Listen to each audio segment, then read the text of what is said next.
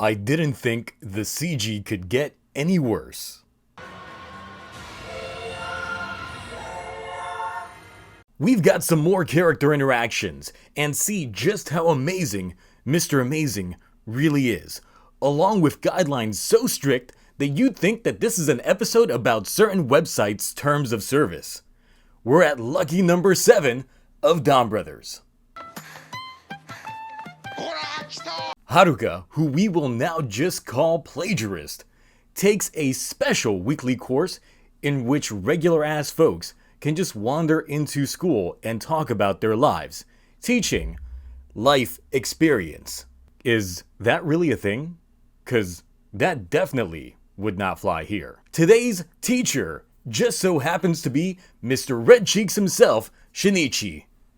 Intro!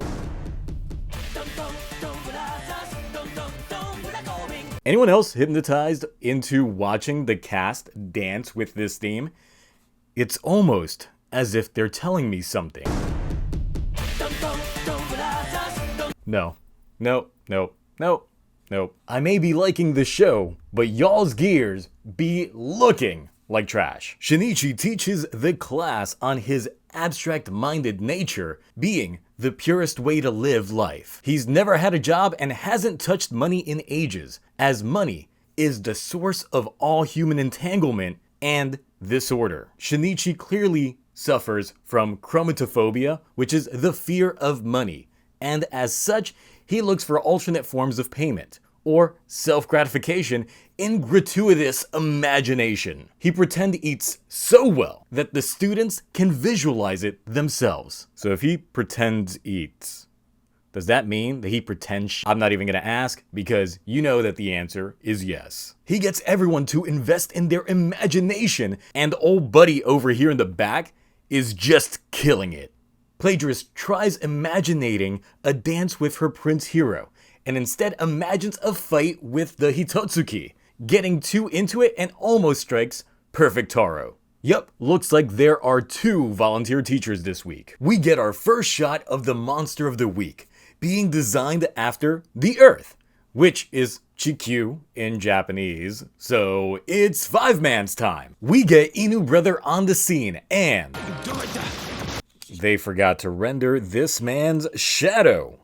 Back at school, Taro explains his mundane job, leaving everyone unimpressed and Shinichi asking why he even showed up.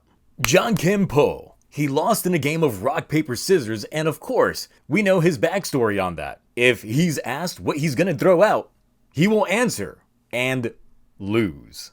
The students begin asking him questions in which he willingly answers. He's put on the spot regarding his relationships with others, including the ones with Redbutt and Plagiarist. The students, feeling left out, say they want some help. I need about $3.50. What's $3.50? $3.50. Not liking Taro's arrogant answers, one of the students confronts him with his karate skills, which Taro destroys this kid so hard you hear the bass leave his voice. Next, he's challenged to a round of shogi, which he humiliates entirely. So then, why is he smacking his allies? Oh, because they gotta get on his level. Makes sense. Shinichi does not like this though, and goes through mental gymnastics with Taro and then some tongue twisters. But then, the Chikyuki Hitotsuki shows up, who is the school's principal and starts punishing rule violators by sucking them into laid out rules. Taro's transformation triggers everyone else's, and they get sucked into a virtual classroom. Taro, crushing the principal's strict standards, sends him into a tizzy, which leads to some grunt fighting. Meanwhile, SONONI, DonFragrances, shows up to the scene, taking on Don Momo directly, trying to induct him. Taro ain't about that life though, and plays the best game of Limbo. We get the shortest Meg fight ever.